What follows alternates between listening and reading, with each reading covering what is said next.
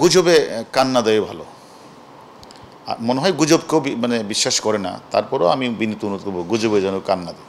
সাম্প্রতিক সময় আমরা দেখছি যে ফেসবুকে নানা ধরনের গুজব ছড়ানো হচ্ছে, এমনকি আপনাকে নিয়ে অনেক ধরনের গুজব ছড়ানো হচ্ছে। এই বিষয়ে আপনি যদি একটু বলতেন। না, সামাজিক যোগাযোগ মাধ্যমে অনেক আগে থেকে অনেক গুজব চলছে। আমরা এই গুজবকে কোনো মানে পাত্তা দিচ্ছি না।